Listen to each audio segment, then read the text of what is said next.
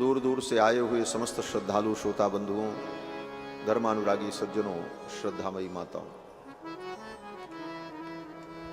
भगवान श्री रघुनंदन की मंगलमयी कृपा के फलस्वरूप हम सभी लोग श्री राम कथा का रसास्वादन कर रहे हैं। और यह संत समाज, ये संतों का समागम हमको आपको प्राप्त हो रहा है। भगवान की जब कृपा होती है तो जीव को सत्संग की प्राप्ति होती है। बिनु सत्संग विवेक न होई, और राम कृपा बिनु सुलभ न सोई। बिना सत्संग के विवेक नहीं हो सकता, और राम जी की कृपा के बिना सत्संग नहीं होता। जब राम जी करुणा करते हैं तभी जीव को सत्संग प्राप्त होता है। श्री गोस्वामी जी महाराज कहते हैं कि जब द्रवहि दीन दयालु राघव, साधु संगति पाइए। जब द्रवहि दीन दयालु राघव, साधु संगति पाइए। जब द्रवहि दीन दयालु राघव, साधु संगति पाइए। केहि तरस परस समागमादिक, पाप राशि नसाइए।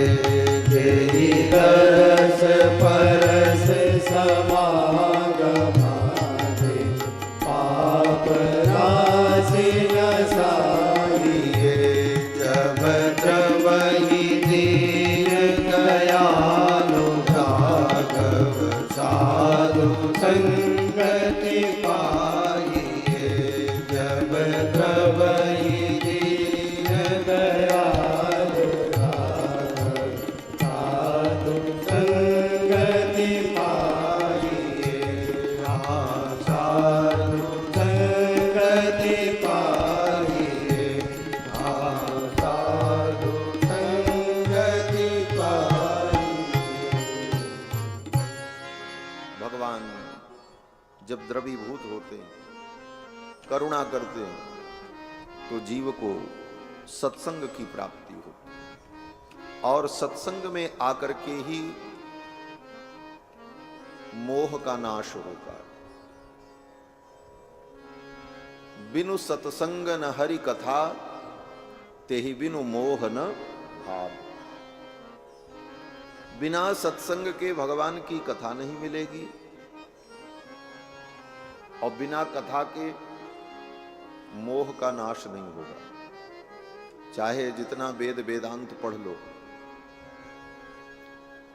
वेद वेदांत उपनिषद सब पढ़ लें, लेकिन अगर संतों का संग और भगवान की मंगलमयी कथा का श्रवण नहीं किया, वो भी एक बार श्रवण नहीं, बार बार,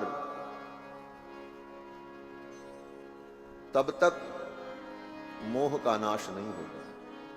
मोह के नाश का एक ही उपाय है, सत्संग और भगवान की कथा। गोस्वामी जी महाराज कहते हैं कि बिनु सत्संग न हरि कथा, तेहि बिनु मोह न भाग। मोह गए बिनु राम पद हो ही न दृढ़ अनुराग। जब तक मोह का नाश नहीं हो, तब तक ठाकुर जी के चरणों में दृढ़ अनुराग नहीं हो सकता। भगवान के चरणों में दृढ़ अनुराग हो, इसी का नाम भक्ति है। और मोह, बोले मोह का मतलब है किसी वस्तु में हमारी आसक्ति हो जाए, उस वस्तु को हम अपना मानने लग जाएं, इसी का नाम मोह है। भगवान को छोड़कर, भगवान की कथा को छोड़कर, भगवान के नाम को छोड़कर और भगवान के भक्तों को छोड़कर अन्य किसी वस्तु में अगर हमारी आसक्ति होती है कि ये वस्तु मेरी है, ये व्यक्ति मेरा है, तो यही मोह है। और यह मोह आज नहीं कल आपको दुख देगा। आज भले अच्छा लगे, कल वो दुखदाई है। इसी का उदाहरण हमारे श्री बांके बिहारी जी दे रहे थे। राजर्षि भरत सब कुछ त्याग करके आए थे, एक हिरण के बच्चे में मोह हो गया। एक हिरण के बच्चे में उनका मोह हो गया कि ये मेरा है। जंगल में इतने हिरण थे, किसी को अपना नहीं कहा, उसको अपना मान लिया। और जहां अपना माना कि ये मेरा है, वहीं से बंधन शुरू हो गया। इनके पिताजी ने, भगवान ऋषभदेव ने, ब्रह्मावर्त में ऋषियों की सभा में जो उपदेश किया था, इन्होंने भी सुना था, लेकिन वो उपदेश विस्मृत हो गया। मुख्य उपदेश उनका यही था कि बंधन और मुक्ति का कारण केवल दो पद है। द्वे पदे बंध मोक्षाय न ममेति ममेति च। ममेति बध्यते जंतुर न ममेति विमुच्यते। सारे प्रवचन का सार इतना ही था। द्वे पदे बंध मोक्षाय, बंधन और मुक्ति के दो पद हैं। पद माने शब्द। दो शब्दों पर विचार कर लो, बंधन क्या है, मुक्ति क्या है, समझ में आ जाएगा। द्वे पदे बंध मोक्षाय, पहला पद क्या है? बोले न ममेति ममेति च। एक पद है न मम और दूसरा पद है मम। अब इन दो पदों में, दो शब्दों में, न मम और मम, इसमें कौन बंधन कौन मुक्ति का कारण है? तो वेद व्यास जी कहते हैं कि ममेति बध्यते जंतुर मम, यही जीव को बांधता है। ममेति बध्यते, किसी भी वस्तु को, व्यक्ति को हम अगर ये सोचने लग जाएं मम ये मेरा है, वहीं से बंधन शुरू हो जाता है। ममेति बध्यते जंतुर और न ममेति विमुच्यते, और न मम मेरा नहीं है, न मम मेरा नहीं, ये चिंतन होता रहे। संसार की हर वस्तु का हम उपयोग करें और सबसे मिलें, सबसे व्यवहार हमारा हो, लेकिन बार बार अपने मन को, बुद्धि को हम समझाते रहें कि अपना कुछ नहीं है। यही साधना। दिन भर माला जपते रहें और ये बात हमारे मन को समझ में नहीं आई तो ठीक है, भगवान का नाम लो, मंत्र जपो, निष्फल नहीं होगा, परंतु विलंब होगा। साधना का रूप यही है कि कहीं भी हमारी आसक्ति न हो। न ममेति, न मम, मेरा नहीं। उपयोग सब करो। कैसे? बोले जैसे जब आप ट्रेन में यात्रा करते हैं तो ट्रेन की सीट पर आप बैठते हैं, उसका पूरा उपयोग करते हैं, आपने उसका भुगतान भी किया, लेकिन ये आप जानते हैं कि ये मेरी नहीं है। 2 घंटे बाद, 8 घंटे बाद गंतव्य पर पहुंचने पर इसे छोड़ करके हमें जाना है। और जब आप अपने गंतव्य तक पहुंच जाते हैं तो घूम करके भी उधर नहीं देखते उस पे कौन बैठा, कौन आया, कौन गया, क्या हुआ, चल दिया। यही संसार की यात्रा है। हर वस्तु का उपयोग करते हुए भी कहीं भी हमारा मन बंधे नहीं। इसी को ईशावास्योपनिषद में भगवान वेद कहते हैं, तेन त्यक्तेन भुंजी था मां गृधः कस्व सिद्धनम। ईशावास्यमिदं सर्वम यत् किंचित जगत्याम जगत। ये संपूर्ण जगत क्या है? बोले परमात्मा का निवास है। हर वस्तु में अंतर्यामी रूप में परमात्मा विद्यमान है। ईशावास्यमिदं सर्वम, यत् किंचित जगत्याम जगत तेन त्यक्तेन भुंजी था। संसार के विषयों का भोग करो, उपभोग करो, उपयोग करो, लेकिन त्यक्तेन भुंजी था, त्याग पूर्वक। यही त्याग पूर्वक भोग है। भोग भी हो और त्याग भी बना रहे, कि मेरा नहीं है ये त्याग हो, और इसकी आवश्यकता है जीवन में जीने के लिए, इसलिए उपयोग भी होता रहे, लेकिन त्याग पूर्वक। तो यही बंधन से मुक्ति का उपाय है। न ममेति, न मम, मेरा नहीं। इसीलिए बार बार यज्ञ कर्मानुष्ठान में, यज्ञ कर्म करते समय बार बार आचार्य लोग इस शब्द का उच्चारण करते हैं, अनेन जपेन भगवान श्री रामचंद्र प्रीयताम न मम, न मम। जप भी किया, लेकिन उस जप के विषय में भी ये भावना करनी है, न मम, मेरा नहीं। अपने कर्तृत्व का अभिमान, अपने किए हुए अनुष्ठान धर्मादि का भी अभिमान आ गया कि मैंने किया, ये किया हुआ अनुष्ठान मेरा है, बोले वो भी तुमको बंधन में डाल दे। न मम, मेरा नहीं। बड़े बड़े यज्ञानुष्ठान करने के बाद अंत में यही कहते हैं, मेरा नहीं है। बोले तो, बोले सब भगवान को मैंने अर्पण कर दिया। ब्रह्मार्पणम ब्रह्म हवि। भरत जी से यही थोड़ी सी चूक हो गई। राजपाट, घर परिवार सब छोड़ करके आए थे, लेकिन एक हिरण के बच्चे में मोह हो गया। ये भगवान की माया बड़ी प्रबल है, बड़ों बड़ों को मोह में डाल देती है। शिव विरंचिकः मोहई को है बपुरा आन। स्वयं भगवान कहते हैं, दैवी हेषा गुणमयी मम माया दुरत्यया। ये मेरी माया बड़ी दुरत्या है, बड़ी कठिन है। तो मानो अर्जुन ने पूछ ही लिया। क्या पूछा? बोले महाराज, जब आपकी माया इतनी कठिन है, आप ही बता रहे हो, तो इस माया से बचने का उपाय भी बता दो, क्या उपाय है? तो भगवान ने कहा कि मामेव ये प्रपद्यन्ते माया मेताम तरन्ति ते।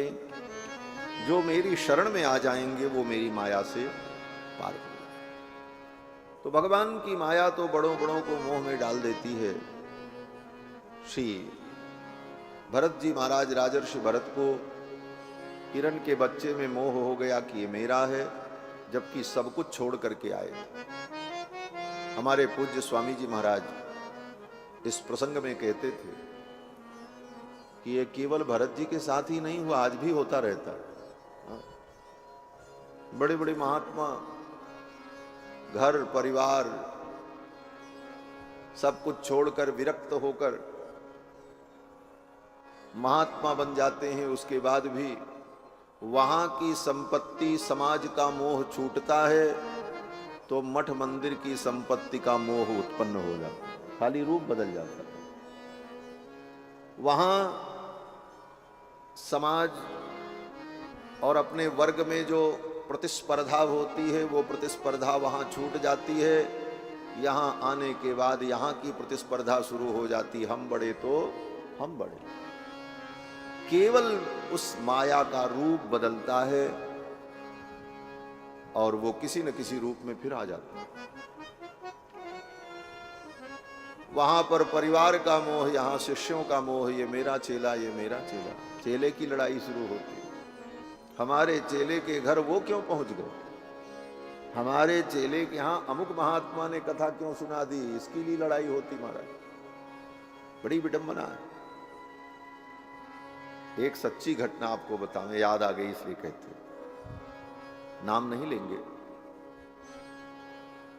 मिथिला में एक सज्जन हमारे बड़े प्रेमी,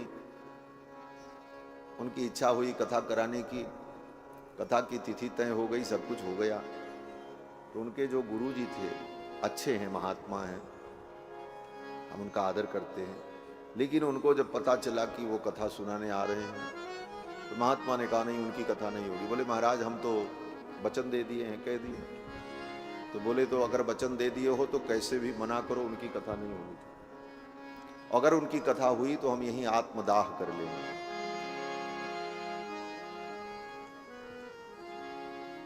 गजब दुनिया है प्रभु। महाराज, यही विकार जीवन से चला जाए, यही असली साधुता है। महाराज, सब कुछ छोड़ करके आने के बाद भी कहीं न कहीं शिष्य का संग्रह, मठ मंदिरों का संग्रह और उसकी लड़ाई, ये सब चलती रहती है। केवल माया का रूप परिवर्तित होता है और वह आसक्ति किसी न किसी रूप में आ जाए। इस आसक्ति से मुक्ति मिले, इसका एक ही उपाय है, पूर्ण समर्पण भगवान के चरणों में। पूर्ण समर्पण हो तो ठाकुर ही बचाऊंगा, अपने से तो कोई बच नहीं सकता। जो बांधे सोई छोड़े, जो बांधता है वही खोलता है, जो बांधे वही छोड़े। तो ठाकुर ने बांधा है तो ठाकुर ही छुड़ा सकते हैं। इसलिए भगवान के चरणों में पूर्ण समर्पण कर देना, यह शरणागति, प्रपत्ति, भरन्यास, किसी को भरन्यास कहा जाता, अपने भार का भगवान के ऊपर न्यास कर देना, छोड़ देना। भरन्यास, प्रपत्ति, शरणागति, समर्पण, यही वाल्मीकि रामायण का मूल सिद्धांत। श्रीमद् वाल्मीकि रामायण में शरणागति का ही विस्तार से विवेचन है, पग पग पर, कि भगवान की शरणागति ही जीव के कल्याण का सर्वोत्तम मार्ग है। शरणागति किसकी की जाए, इस पर भी विचार होता है। शरणागति सदा समर्थ की होती है, असमर्थ की नहीं होती। अगर किसी असमर्थ व्यक्ति की हम शरणागति करेंगे तो वो शरणागति व्यर्थ हो जाए। हम अपनी रक्षा के लिए ऐसे व्यक्ति के पास जाएं जो अपनी ही रक्षा नहीं कर सकता, तो हमारी क्या करेगा? शरणागति असमर्थ की नहीं होती, सर्वसमर्थ की होती। इसलिए शरणागति तो केवल भगवान की होती, बाकी किसी देवता की शरणागति करो, वो शरणागति यत किंचित फल दे सकती है, कुछ भौतिक उपलब्धियां दे सकती हैं, लेकिन वो सर्वथा तुम्हें कैवल्य पद की भी प्राप्ति करा दे, ये संभव नहीं है। ये तो भगवान की शरणागति से ही संभव, क्योंकि भगवान सर्वसमर्थ है। इसलिए समर्थ की शरणागति होनी चाहिए। और श्री वाल्मीकि रामायण में तो भगवान ने स्वयं अपने चरित्र में इसे दिखाया। जयंत का जब प्रसंग आया तो जयंत ने सीता जी के चरण में चोंच का प्रहार करके जयंत जब भागा तो अपनी रक्षा के लिए उसने सबकी शरणागति की। कोई नहीं बचा जिसकी शरणागति न किया हो। ब्रह्म धाम शिवपुर सब लोका, फिरा श्रमित व्याकुल भय शोका। लेकिन शरणागति उसकी सफल नहीं हुई। अगर आप ये कहो कि आगे गोस्वामी जी ने लिखा कि राखी को सकई राम कर द्रोही, इसलिए किसी ने नहीं रखा। बोले ये बात ठीक है, राम जी के द्रोही को कोई अपनी शरण में कैसे ले पाएगा, लेकिन राम जी का द्रोही है कि नहीं, ये बात बाद की है। शरणागत जो होता है, शरण में जो आता है, वो क्या अपराध करके आया है, इस अपराध पर अगर विचार किया तो फिर शरणागति कहां बैठी। वो तो कितना भी बड़ा अपराध क्यों न किया हो, शरण में आए हुए व्यक्ति के अपराध का विचार करना ही अपराध है। इसीलिए भगवान कहते हैं, कोटि विप्र बध लाग ही जाहू, आए शरण तजऊ नहीं ताहू। तो भले वो राम जी का द्रोही था, लेकिन कर तो शरणागति ही रहा। और शरणागत धर्म कहता है कि कैसा भी व्यक्ति हो, कितना भी बड़ा पापी क्यों न हो, अगर वो शरण में आ जाए तो उसका त्याग नहीं करना चाहिए, उसके पाप पर विचार नहीं करना चाहिए। अगर वो पाप ही अच्छा ही होता तो आपकी शरण में आता क्यों। और ऐसी स्थिति में जयंत के कर्म पर विचार करके लोगों ने अपनी असमर्थता व्यक्त की और किसी ने जयंत की रक्षा नहीं की। ब्रह्मधाम शिवपुर सब लोका फिरा श्रमित व्याकुल भय शोका। काहू बैठन कहा न वोही राख को सकई राम कर द्रोही। लेकिन ये घटना भगवान के सर्व सामर्थ्य को प्रकट करने के लिए हुई। भगवान इस लीला के माध्यम से दिखाना चाहते कि शरणागति सर्वसमर्थ की जाती है और सर्वसमर्थ की शरणागति ही सफल होती है। और अंत में जयंत जब भगवान की शरण में आया तो भगवान ने उस जयंत की रक्षा की। लेकिन ये बात पता कैसे चली? बोले ये बात जयंत को तब पता चली जब नारद जी ने बताया। नारद देखा बिकल जयंता, लाग दया कोमल चित संता। और उन संत का सत्संग मिला थोड़ी देर का, और उसका परिणाम कि जयंत को बात समझ में आ गई। असमर्थ की शरणागति व्यर्थ हो जाती है, ये सिद्धांत है। यहां तक कि जब समुद्र पार करने की बात आई तो वानरों ने, सुग्रीवादि विभीषण जी ने भी, सबने सलाह दिया ये समुद्र आपका कुल गुरु है, समुद्र की प्रार्थना कर लीजिए, समुद्र रास्ता दे दे, सेतु बनाने की क्या जरूरत है। तो भगवान ने उन अपने परिकरों के कहने पर समुद्र की शरणागति की। भगवान ने समुद्र की शरणागति, परिणाम क्या हुआ? बोले वो शरणागति व्यर्थ हो गई। समुद्र की शरणागति राम जी ने की और वो शरणागति व्यर्थ हो गई, समुद्र नहीं माना। तब भगवान को कोप करना पड़ा। विनय न मानत जलधि जड़ गए, 3 दिन बीत, बोले राम सकोप तब भय बिनु हो ही न प्रीत। तो भगवान को तो मालूम ही था कि होना तो यही है, लक्ष्मण जी को भी मालूम था होना यही, तो फिर समुद्र की शरणागति भगवान ने क्यों की? बोले भगवान इस लीला के माध्यम से दिखाना चाहते थे कि असमर्थ की शरणागति व्यर्थ हो जाती, चाहे मैं ही करूं तो क्यों।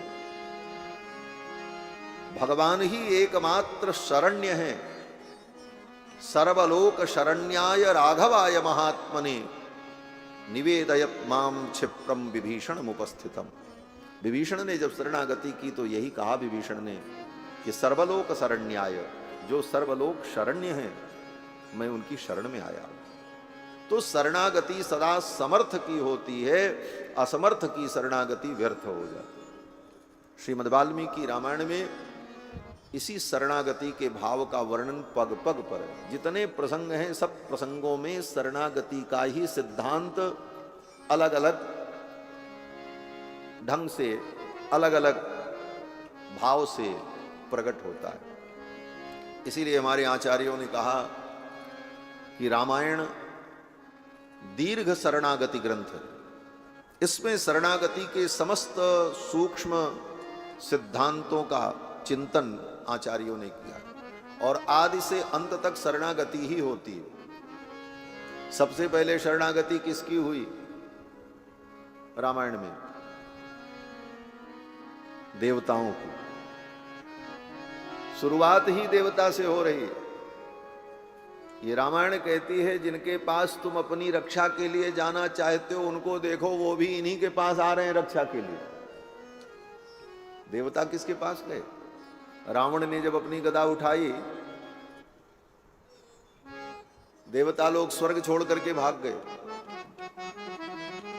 रावण आवत सुने सकोहा, रावण आवत सुने सकोहा, देवन तके मेरु गिरि कोआ, देवन तके मेरु गिरि कोआ, देवन तके मेरु गिरि कोआ।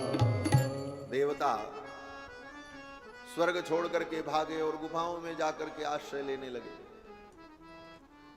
रावण जैसी विपत्ति से परेशान होकर, और अंत में उस विपत्ति का जब कोई निराकरण नहीं, तब भगवान की शरण में देवताओं को आना। ये विपत्ति आई क्यों देवताओं के ऊपर? बोले देखो, विपत्ति तब आती है जब व्यक्ति भगवान को भूल जाता है। हनुमान जी कहते हैं ना, कह हनुमंत विपति प्रभु सोई, जब तब सुमिरन भजन न होई। कह हनुमंत विपति प्रभु सोई, जब तब सुमिरन भजन न होई। जब तब सुमिरन भजन न होई। जब तब सुमिरन भजन न होई। कह हनुमंत विपति प्रभु सोई।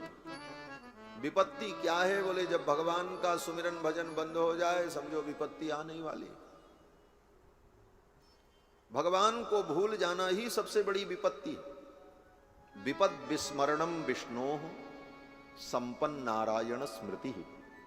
विपत्ति भगवान को भूलना है, और संपत्ति बोले भगवान का स्मरण बने रहना, यही संपत्ति। इसीलिए वेद व्यास जी कहते हैं कि विपदो नैव विपदः, विपत्ति विपत्ति नहीं है।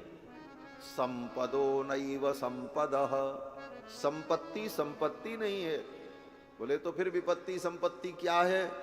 तो वेद व्यास जी कहते हैं विपद विस्मरणम विष्णु संपन्न नारायण स्मृति। भगवान को भूलना ही विपत्ति है, और भगवान का स्मरण करते रहना यही संपत्ति है। स्वर्ग के देवता भगवान को भूल गए। अब भूले क्यों? बोले स्वर्ग का भोग प्राप्त करके, गंधर्वों का गान और तिलोत्तमा, उर्वशी और रंभा जैसी अप्सराओं के नृत्य को देखने में भगवान को भूल गए। और जब भगवान को भूल गए, तब भगवान ने कहा अब इनको याद दिलानी पड़ेगी। और तब रावण ने जब गदा उठाई और स्वर्ग पर आक्रमण किया, तब देवताओं को भगवान की याद आई। तब भगवान को पुकारा, जय जय सुरनायक जन सुखदायक प्रणतपाल भगवंता। फिर देवताओं ने भगवान की शरणागति की। ये प्रणतपाल इसीलिए कह रहे हैं, शरणागत पालक हैं भगवान, और मैं आपकी शरणागति कर रहा हूं। तो देवताओं ने भगवान की शरणागति, रामायण की शुरुआत यहीं से होती है। सर्वप्रथम देवताओं ने भगवान की शरणागति की।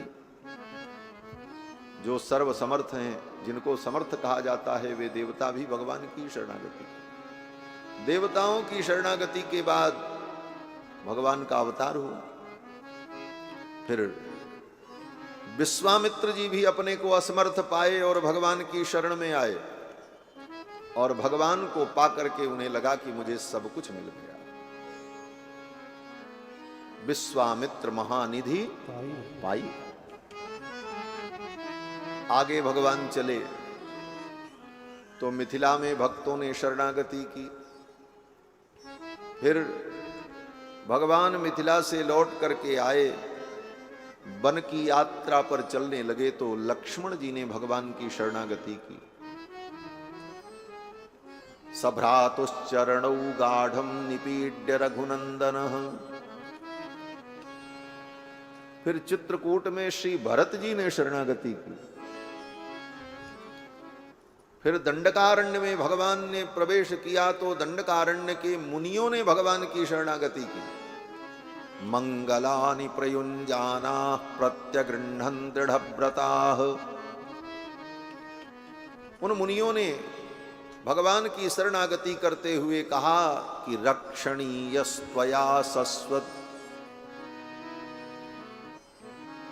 हे भगवान, हम आपके द्वारा रक्षणीय हैं। किस प्रकार से? बोले गर्भभूतास्तपोधनाः। हम तो आपके गर्भस्थ बालक के समान हैं।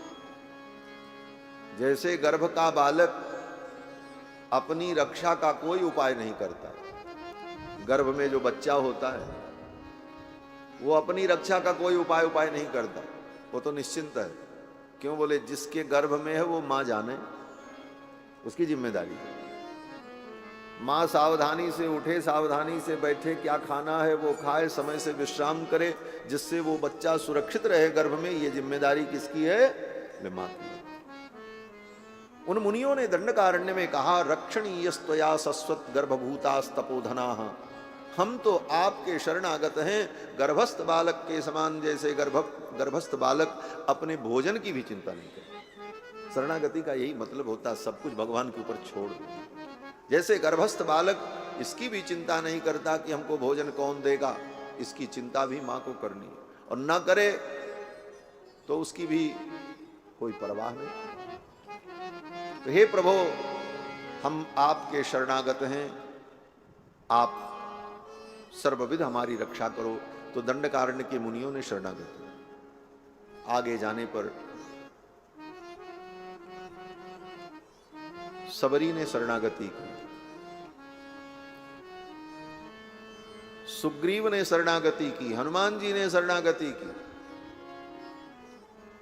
समुद्र के तट पर विभीषण जी ने शरणागति की। और जब रघुनाथ जी लंका विजय करके अयोध्या लौटे तो संपूर्ण प्रजा ने, देवताओं ने, चारों वेदों ने मूर्तिमान होकर के, प्रकट होकर के भगवान की स्तुति करते हुए शरणागति की। सर्वलोक शरण्याय राघवाय महात्मा। तो रामायण शरणागति के सिद्धांत का प्रतिपादन करने वाला अद्भुत ग्रंथ। पग पग पर इसमें शरणागति का ही वर्णन है।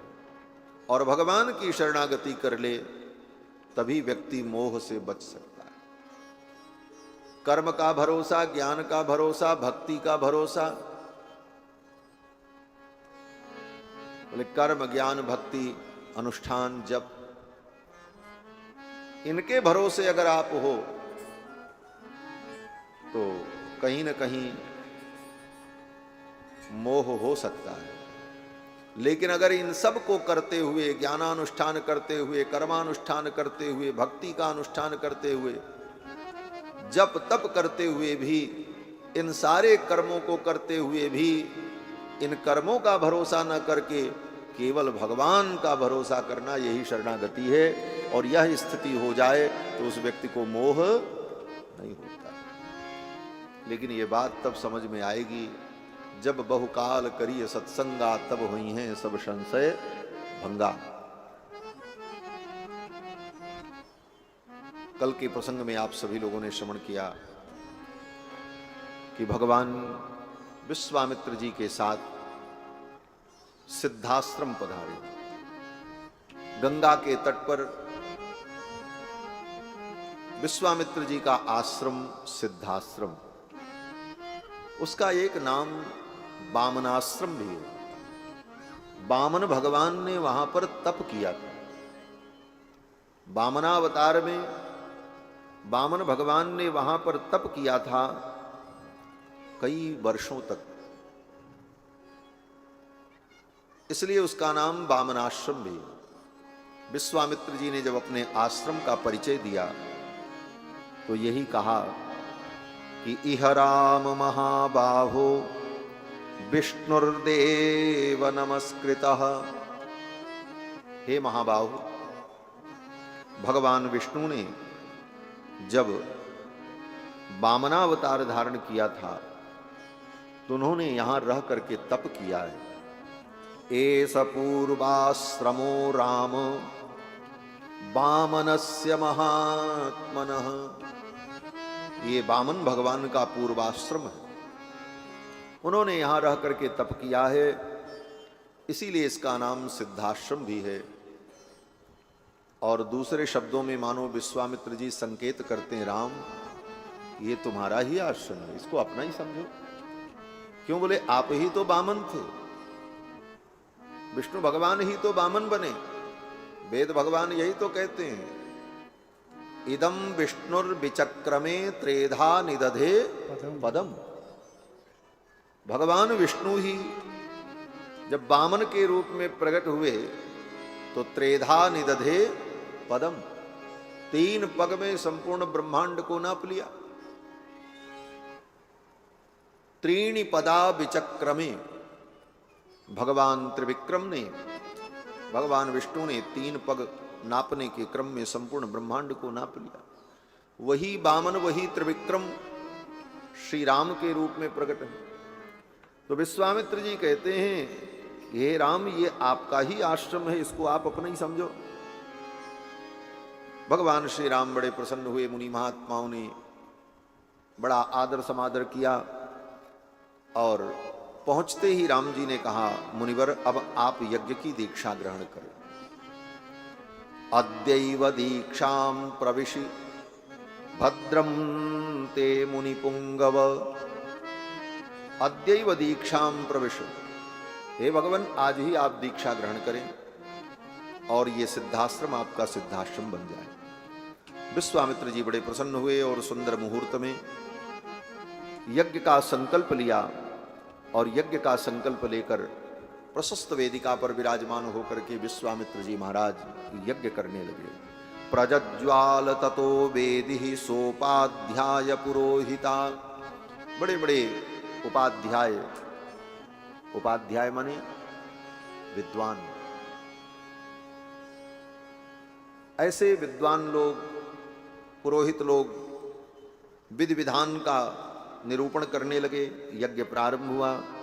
भगवान श्री राम और कुमार लक्ष्मण दोनों भाई धनुष बाण लेकर यज्ञ मंडप के चारों तरफ घूमते हुए यज्ञ की सुरक्षा में लग गए।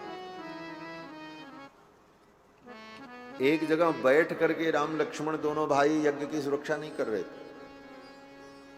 धनुष बाण लेकर सतत सावधान होकर के यज्ञ मंडप के चारों तरफ घूमते रहे। और ऐसा भी नहीं था कि दिन में विश्वामित्र जी यज्ञ करें तो 5 घंटे 8 घंटे, तो राम जी उतनी देर तक यज्ञ की रक्षा करें और फिर विश्वामित्र जी जब जाकर के विश्राम करें तो राम जी भी जाके विश्राम करें, ऐसा नहीं। विश्वामित्र जी तो विश्राम करने जाते थे। ऋत्विज लोग, ब्राह्मण लोग, यज्ञ करने वाले वे ऋषि लोग तो अपने कार्य से निवृत्त होकर के जाकर के विश्राम करते थे कि कल फिर आगे का काम करना है। लेकिन राम लक्ष्मण दोनों भाई बोले अनवरत 24 घंटे यज्ञ की सुरक्षा में ही लगे रहे और 6 दिन बीत गया। वाल्मीकि जी कहते हैं कि अनिद्रम षड अहोरात्रम तपोवनमरक्षताम। अनिद्रम षड अहोरात्रम, 6 दिन 6 रात्रि अनिद्रम, एक क्षण भी राम लक्ष्मण ने विश्राम नहीं किया, जगते रहे 6-24 घंटे। अनिद्रम षड अहोरात्रम तपोवनमरक्षताम उपासाम चक्रतुर्वीरौ यत्तौ परमधन्विनौ। और सावधान होकर 6 दिन जब बीत गया तब भगवान श्री राम ने लक्ष्मण से कहा, लक्ष्मण अब सावधान हो जाओ, अब और सावधानी की आवश्यकता है। क्यों? बोले अब असुरों के आने का समय हो गया है। सौमित्रिमब्रवीत रामो यत्तो भव समाहितः। हे लक्ष्मण अब सावधान हो जाओ, अब असुरों के आने का समय हो गया है, क्योंकि यज्ञ पूर्णता की ओर है। 7वें दिन पूर्णाहुति होनी थी। तब तक सुबाहु और मारीच असुरों को लेकर आ गए। ओम करने लागे मुनि झारी, आप रहे मख की रखवारी। ओम करने लागे मुनि झारी, आप रहे मख की रखवारी। सुनि मारीच निशाचर कोई, सुनि मारीच निशाचर कोई। ले सहाय धावा मुनि द्रोही, ले सहाय धावा मुनि द्रोही। बिनु फलवान राम ते मारा, सत जो जन गाथा कर पारा। बिनु फलवान राम ते मारा, सत जो जन का सागर पारा। सत जो जन का सागर पारा, सत जो जन का सागर पारा। मारीच और सुबह हुआए चौपाई जब पढ़ें तो लगता है कि होम करन लागे मुनिझारी, आप रहे मख की रखवारी। और इस चौपाई के तुरंत बाद सुनि मारीच निशाचर को ही लय सहाय धावा मुनि द्रोही। तो लगता है कि जैसे ही यज्ञ प्रारंभ हुआ तुरंत मारीच सुबह हुआ गए, लेकिन यज्ञ प्रारंभ होने के बाद मारीच के आने में 6 दिन का अंतर। अनिद्रम षड अहोरात्रम तपोवनमरक्षताम। लेकिन गोस्वामी जी ने तो तुरंत यज्ञ प्रारंभ हुआ तब तक मारीच को बुला लिया। गोस्वामी जी ने सोचा ये वाल्मीकि जी तो ऋषि हैं, तपस्वी हैं, ये तो स्वयं तप करते हैं और हमारे ठाकुर जी से भी तपस्या कराएंगे। 6 दिन तक राम जी जागेंगे और तप करेंगे, ये ठीक नहीं। हम तो पहले दिन ही मारीच को बुला करके काम निपटा देते हैं, जिससे राम जी भी निश्चिंत हो जाएं और विश्वामित्र जी भी निश्चिंत हो जाएं। इस दृष्टि से मानो सुन मारीच निशाचर क्रोही लय सहाय धावा मुनि द्रोही। और मारीच को भगवान ने मानवास्त्र से मारा। मानवम परमोदारम अस्त्रम परम भास्वरम। मानवम परमोदारम अस्त्रम परम भास्वरम।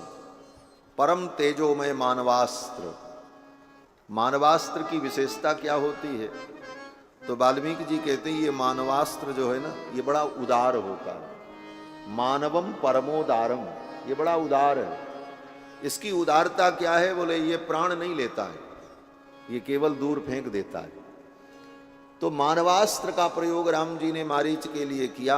मानवम परमोदारम अस्त्रम परम भास्वरम चिक्षेप परम क्रुद्धो मारीचो रसि राघव। रघुनाथ जी ने मारीच के ऊपर मानवास्त्र का प्रयोग किया और मानवास्त्र मारीच को लेकर के उड़ा। और इतने वेग से वो मानवास्त्र मारीच को लेकर के उड़ा, कभी ऊपर लेकर के जाए सीधे, फिर अचानक ऊपर से नीचे की ओर आने लग जाए, फिर ऊपर ले जाए, फिर दूसरी दिशा में जाने लग जाए। भगवान के बाण के इस पराक्रम को देखकर जितने ऋषि मुनि महात्मा थे सब प्रफुल्लित हो गए। भगवान श्री राम ने भी लक्ष्मण से कहा, लक्ष्मण देखो देखो, पश्य लक्ष्मण, हे लक्ष्मण देखो, पश्य लक्ष्मण सीतेषु मानवम मनुसंहितम मोहयित्वा नयत्येनं न च प्राणैर्वियुक्यते। राम जी ने कहा, लक्ष्मण देखो मेरे बाण को, पश्य लक्ष्मण, ये मेरा बाण मोहयित्वा नयत्येनम, ये मारीच को लेकर के तो जा रहा है, लेकिन मोहयित्वा घुमा रहा है, कभी नीचे कभी ऊपर कभी इधर। न च प्राणैर्वियुज्यते, ये मेरा बाण मारीच के प्राण का हरण नहीं कर रहा है, ये इसे दूर ले जा करके फेंक देगा। फिर तो भगवान का बाण मारीच को ले गया, 100 योजन दूर समुद्र में पटक दिया।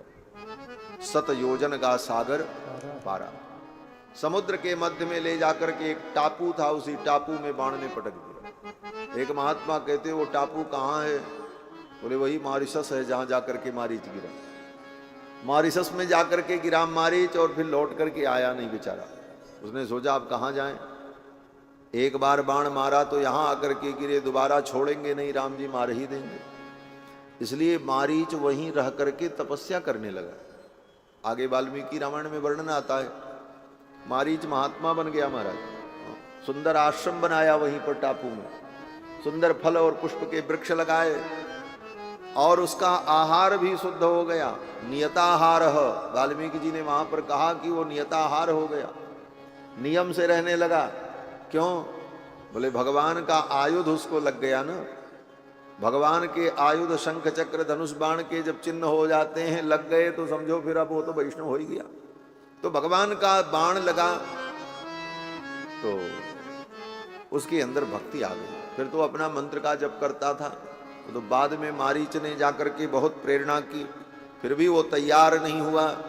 तो रावण ने मारीच को मारने का भय दिखाया, मैं तुम्हें मार दूंगा। तो मारीच ने सोचा जब मरना ही है तो चलो भाई, राम जी के हाथ से मरते। लेकिन राम जी के बाण का स्पर्श होने से उसके अंदर परिवर्तन आ गया। मारीच तो चला गया, सुबाहु को भगवान ने आग्नेयास्त्र से मारा और बाकी जितने राक्षस थे उनको लक्ष्मण जी महाराज ने समाप्त कर दिया। पावक सर सुबाहु पुनि मारा, पावक सर सुबाहु पुनि मारा, अनुज निशाचर कटक संहारा, अनुज निशाचर कटक संहारा, मारे असुर तुझ निर्भयकारी, स्तुति करहि देव मुनि झारी, मारे असुर तुझ निर्भयकारी, स्तुति करहि देव मुनि झारी, स्तुति करहि देव मुनि झारी, स्तुति करहि देव मुनि झारी। देवताओं ने, मुनियों ने भगवान की स्तुति की और इधर विश्वामित्र जी का यज्ञ पूरा हुआ। यज्ञ मंडप से विश्वामित्र जी जब बाहर निकले तो अद्भुत तेज उनका था। वर्षों बाद, इतने प्रयास के बाद आज उन्हें सिद्धि की प्राप्ति हुई। यज्ञ मंडप से बाहर आए तो विश्वामित्र जी के चरणों में राम लक्ष्मण दोनों भाइयों ने प्रणाम किया। विश्वामित्र जी ने उठा करके राम लक्ष्मण को हृदय से लगा लिया और विश्वामित्र जी ने कहा कि कृतार्थोस्मि महाबाहो, हे महाबाहु, आज मैं कृतार्थ हो गया। कृतम गुरु वचस्त्वया, तुमने गुरु के वचन का पालन किया। कौन से गुरु? बोले अपने पिता के वचन का पालन किया, पिता की आज्ञा मान करके आप आए। गुरुदेव वशिष्ठ के वचन का पालन किया, मेरे वचन का पालन किया। कृतम गुरु वचस्त्वया सिद्धास्त्रम मिदम सत्यम कृतम वीर महायश। हे महायशस्वी राम, तुमने मेरे आश्रम को आज सिद्धाश्रम बना दिया। इस प्रकार सही रामम प्रशस्यैवं ताभ्याम संध्यामुपागमत। राम और लक्ष्मण की प्रशंसा करते हुए राम जी, वो विश्वामित्र जी अपनी कुटिया में प्रविष्ट हुए और संध्या वंदन करने के लिए विराजमान हो गए। भगवान राम और कुमार लक्ष्मण ने भी जाकर के संध्या वंदन किया, विश्राम किया।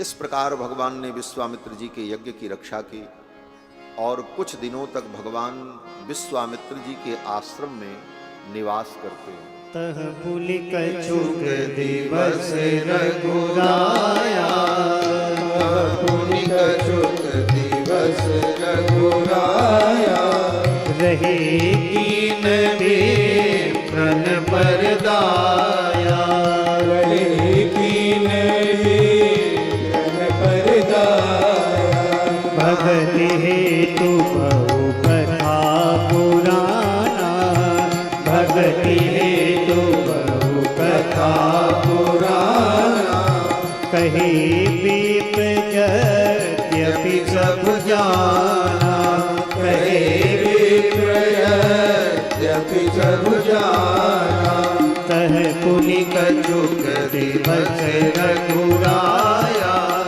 तह पुनि कछुक दिवस रघुराया। कुछ दिनों तक भगवान विश्वामित्र जी के आश्रम में रहे और उसी समय जनकपुर से निमंत्रण पत्र आया। विश्वामित्र जी महाराज के यहाँ निमंत्रण जब पहुंचा, जनक जी महाराज धनुष यज्ञ कर रहे हैं। धनुष यज्ञ का निमंत्रण आया तो विश्वामित्र जी ने सोचा कि जनक जी के निमंत्रण को स्वीकार करके मुझे जनकपुर जाना चाहिए, और अगर मैं जनकपुर जाऊं तो राम जी कहीं मन में ये ना सोचें कि हमको अपने यज्ञ की रक्षा के लिए लेकर के आए और कहां कहां घुमा रहे हैं। काम हो गया, अब छोड़ो, छुट्टी दो, अब चले हम। और अगर राम जी को पहुंचाने के लिए मैं अयोध्या जाऊं तो जनक जी के यज्ञ में नहीं जा पाऊंगा। उधर दशरथ जी भी सोचेंगे यज्ञ की रक्षा के लिए ले गए थे और इतने दिन हो गए। जी ने राम जी से कहा, राम जनकपुर से धनुष यज्ञ का निमंत्रण आया है और यहां से जनकपुर पास में है। अगर इस यज्ञ का दर्शन करने के लिए मेरे साथ चलो तो तुम्हें बहुत अच्छा लगेगा और वहां कुछ अद्भुत चीज देखने को मिलेगी। राम जी ने कहा, क्या देखने को मिलेगी? तो गुरुदेव विश्वामित्र जी ने कहा कि अद्भुतम च धनु रत्नम, वहां एक अद्भुत धनुष देखने को मिलेगा। तत्र त्वं द्रष्टुमर्हसि, हे राम तुमको वहां एक अद्भुत धनुष देखने को मिलेगा। राम जी ने कहा, उस धनुष की क्या विशेषता है? विश्वामित्र जी ने कहा, वो धनुष ऐसा है कि हजारों वीर मिल करके भी उस धनुष को उठा नहीं सकते। ये सुनते ही राम जी के मन में कुतूहल हुआ, जिस धनुष को हजारों वीर उठा नहीं सकते, फिर उस धनुष पर प्रत्यंचा कैसे चढ़ाई जाती हो? और अगर प्रत्यंचा चढ़ती होगी तो उस धनुष से जो बाण चलाए जाते होंगे वो बाण कितने विलक्षण होंगे। उस धनुष का उपयोग कौन कर पाता होगा? आखिर ऐसा धनुष किसका धनुष है? किसके लिए ये धनुष निर्मित हुआ था? ये अनेक प्रकार के प्रश्न भगवान रघुनंदन के मस्तिष्क में जागृत हो। अब तो जिज्ञासा बढ़ गई, हम भी तो देखें ऐसा धनुष। विश्वामित्र जी यही चाहते थे कि राम जी बालक हैं, इनके मन में कुतूहल पैदा हो तो ये प्रसन्नता पूर्वक चलने को तैयार हो जाएंगे। विश्वामित्र जी ने कहा, अद्भुतम च धनु रत्नम तत्र त्वं द्रष्टुमर्हसि तद्धि पूर्वम नरश्रेष्ठ दत्तम सदसि दैवतैः। उस धनुष को भगवान शंकर ने जनक जी के पूर्वज महाराज देवरात को धरोहर के रूप में दिया था। वो धनुष तुम्हें देखने को मिलेगा। भगवान श्री राम तैयार हो गए, बोले हम चलेंगे। धनुष यज्ञ सुनि रघुकुल नाथा हरसि चले मुनिवर के साथ। धनुष यज्ञ की चर्चा सुनकर के राम जी को उत्साह हो गया और चलने को तैयार हो गए। विश्वामित्र जी महाराज के साथ अनेक ऋषि मुनि महात्मा भी इस यात्रा में चल पड़े। यद्यपि विश्वामित्र जी ने उनको रोका कि आप लोग यहीं आश्रम में रहो, लेकिन वे मुनि महात्मा राम जी के प्रेम में इतने व्याकुल हो गए, बोले हम भी इनके साथ चले। यहां तक कि विश्वामित्र जी के आश्रम के जो मृग थे, पशु पक्षी थे, वो भी सब राम जी के पीछे पीछे चले।